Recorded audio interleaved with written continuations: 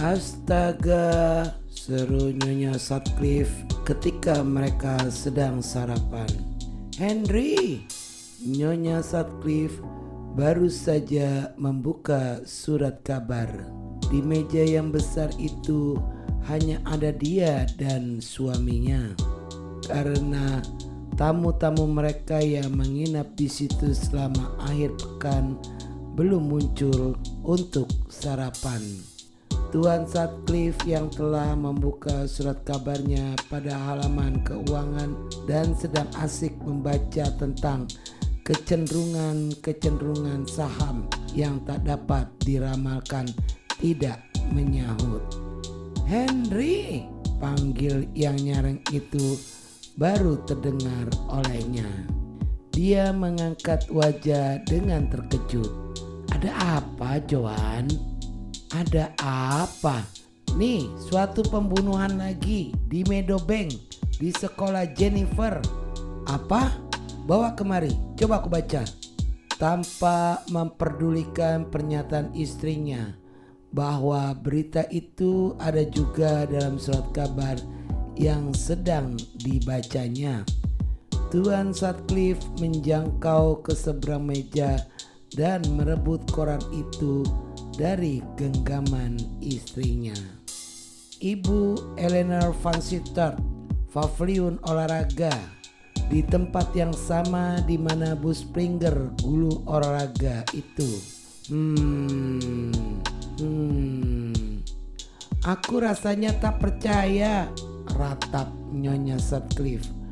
Meadowbank, sekolah yang begitu terpilih, putri-putri bangsawan, anak-anak orang kaya, dan di sana Tuan Sutcliffe meremas-remas koran itu lalu melempar ke meja. Hanya ada satu hal yang harus kita lakukan, katanya.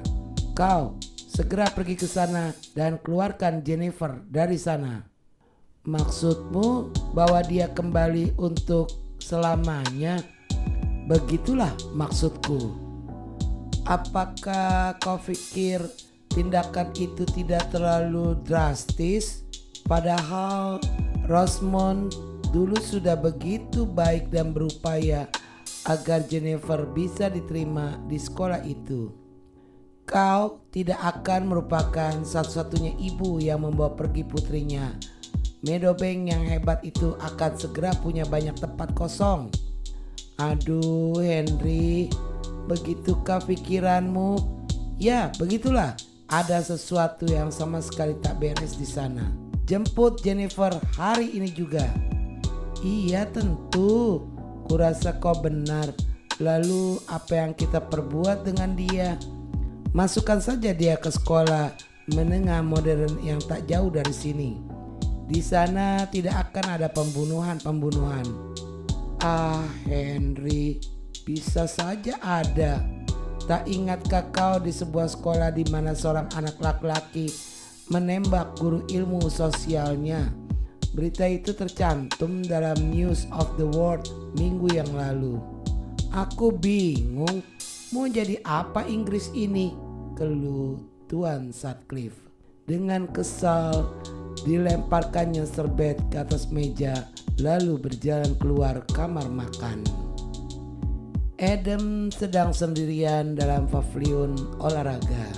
Tangannya yang cekatan membolak-balik isi lemari kecil.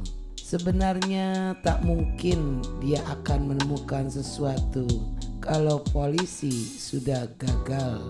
Bagaimanapun juga kita tak bisa yakin. Sebagaimana kata Kelsey, teknik kerja setiap departemen berlainan. Apakah yang menghubungkan bangunan modern yang mahal ini dengan pembunuhan mendadak dan kejam? Gagasan mengenai kemungkinan adanya pertemuan empat mata sudah tidak diperhitungkan lagi.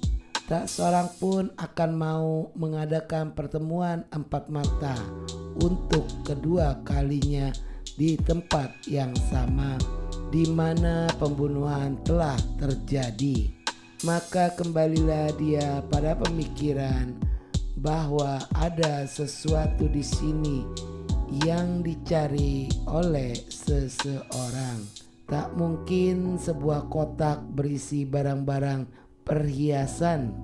Hal itu tak mungkin. Tak mungkin ada tempat-tempat rahasia yang tersembunyi, laci-laci palsu, atau kotak alat pertukangan dan sebagainya. Sedangkan isi lemari kecil itu sendiri bukan main sederhananya. Masing-masing lemari ada rahasianya, tapi rahasia-rahasia itu adalah rahasia kehidupan sekolah. Foto-foto bintang kesayangan dengan pakaian minim. Secara khusus dia kembali ke lemari Seista. Waktu sedang membungkuk, disitulah Bu Van Sittert terbunuh. Apa yang diharapkan oleh Bu Van Sittert akan bisa ditemukan di situ. Adakah dia menemukannya? Apakah pembunuhnya telah merampas dari tangannya setelah dia meninggal, lalu menyelinap keluar dari bangunan itu tepat pada waktunya sehingga tidak ketahuan oleh Bu Chadwick? Kalau memang demikian, tak ada gunanya lagi mencari di sini. Apapun benda itu kini sudah tak ada lagi. Bunyi langkah-langkah kaki di luar menyadarkannya dari renungannya.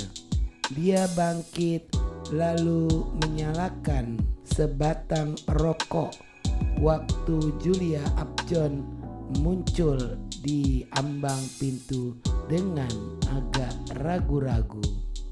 "Adakah sesuatu yang Anda inginkan, Nona?" tanya Adam.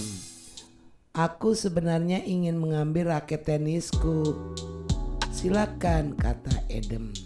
"Agen polisi itu menyuruh saya tetap di sini." Dia menjelaskan dengan berbohong. Dia harus kembali sebentar ke pos polisi untuk sesuatu. Saya disuruhnya menjaga di sini sementara dia pergi. "Untuk melihat kalau dia kembali, kurasa ya," kata Julia. "Agen polisi itu maksud Anda?" "Bukan, maksudku pembunuh itu. Biasanya mereka kembali, bukan? Kembali ke tempat kejadian. Mereka merasa perlu, itu suatu keharusan." "Mungkin Anda benar," kata Adam. Dia memandang ke tempat di mana raket-raket berjajar berdesakan. "Yang mana kepunyaan Anda?" "Di bawah petunjuk yang berhuruf U," kata Julia. "Tepat di ujung kanan. Nama kami ada pada raket itu semua," dijelaskannya sambil menunjuk ke plester waktu Adam menyerahkan raketnya. "Sudah lama dipakai," kata Adam. "Tapi dulu pasti merupakan raket yang baik. Bisakah menolong mengambilkan kepunyaan Jennifer Sutcliffe sekalian?" pinta Julia. "Baru," kata Adam memuji sambil memberikannya pada Julia. "Baru sekali," kata Julia. "Baru dikirimi bibinya beberapa hari yang lalu. Gadis yang beruntung. Dia memang pantas punya raket yang baik. Dia pandai sekali main tenis. Backhandnya makin bertambah bagus dalam semester ini." Gadis itu memandang ke sekelilingnya. "Apakah menurut kau dia akan kembali?" Beberapa saat lamanya Adam harus memahami pertanyaan itu. "Oh, pembunuh itu? Tidak, saya rasa tidak akan, agak berbahaya, bukan? Apakah menurut kau para pembunuh merasa harus kembali?" "Tidak, kecuali kalau mereka merasa telah meninggalkan sesuatu." "Maksudmu sesuatu yang bisa dijadikan petunjuk?" "Aku ingin menemukan suatu petunjuk. Apakah polisi sudah menemukan suatu petunjuk? Mereka tak mau menceritakan pada saya. Tentu tidak. Apakah kau suka peristiwa-peristiwa kriminal? Gadis itu melihat kepada anak muda tersebut dengan pandangan bertanya. Adam membalas pandangan itu. Belum terbayang kematangan seorang wanita pada gadis itu. Dia pasti seumur dengan Seista, tapi matanya hanya mengandung pertanyaan yang menarik hatinya. Ya, saya rasa sampai pada titik tertentu kita semua tertarik. Julia mengangguk membenarkan. Ya, aku rasa juga begitu. Aku bisa menghayalkan bermacam-macam penyelesaian, tapi kebanyakan diantaranya terlalu dicari-cari. Namun itu tetap menyenangkan. Anda tak senang pada Bu Vansittart ya? Aku tak pernah terlalu memikirkan dia. Dia tak apa-apa, hampir sama dengan Bu Bulstrode, tapi tidak pula sama benar. Dia lebih mirip seorang pemain cadangan di panggung. Aku tidak bermaksud bahwa kematian itu menyenangkan. Aku merasa sedih akan kejadian itu. Gadis itu keluar sambil membawa kedua buah raket tadi.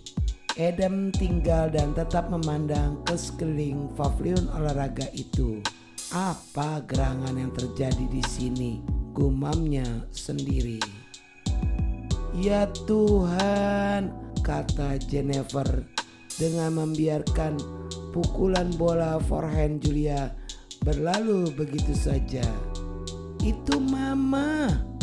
Kedua gadis itu berpaling memandangi sosok Nyonya Sutcliffe yang kelihatan penuh semangat, diiringi oleh Bu Reeds.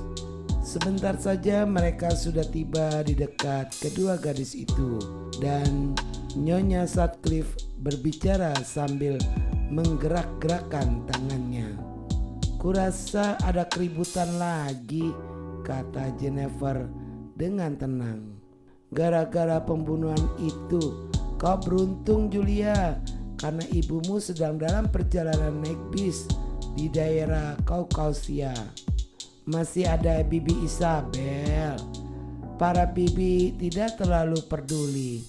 Halo Mama, tambahnya. Waktu Nyonya Sutcliffe makin dekat. Kau harus mengemasi barang-barangmu Jennifer.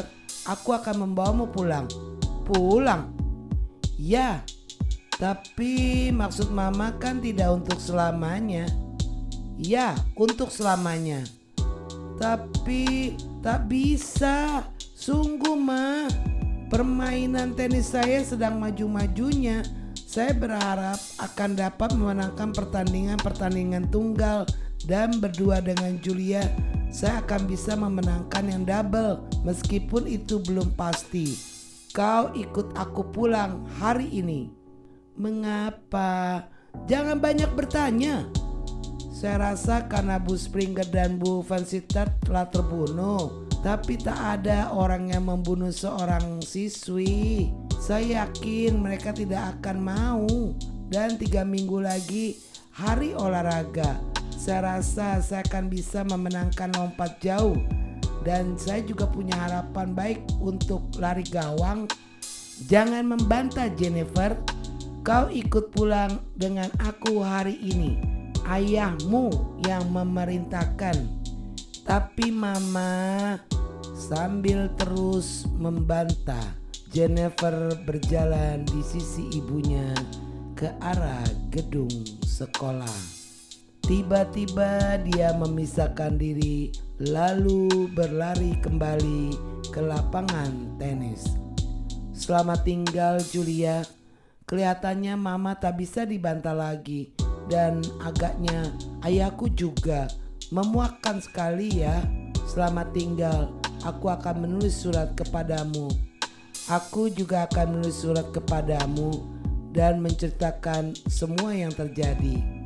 Kuharap mereka tidak membunuh Cedi berikutnya. Aku lebih suka kalau Mademoiselle Blanche. Kau juga kan?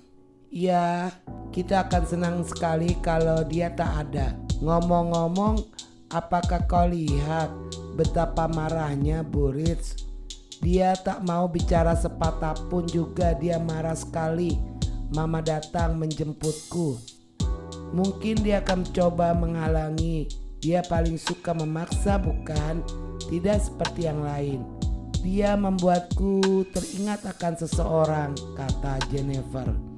Kurasa dia tak mirip siapapun. Dia selalu kelihatan lain dari yang lain.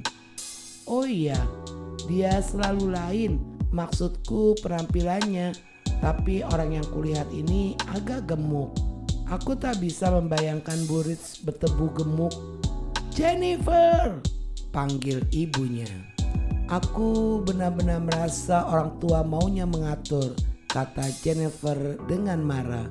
Ribut terus, tak ada sudahnya. Aku benar-benar menganggap kau beruntung karena aku tahu kau sudah mengatakannya tadi. Tapi sekarang ini baik ku katakan sesuatu padamu. Aku ingin agar mama berada agak dekat dan tidak berada di bis di Anatolia. Jennifer, saya datang. Julia berjalan perlahan ke arah pavilion olahraga. Langkahnya makin lama makin lambat dan akhirnya dia berhenti sama sekali. Dia berdiri sambil mengerutkan alis. Dia tenggelam dalam pikirannya.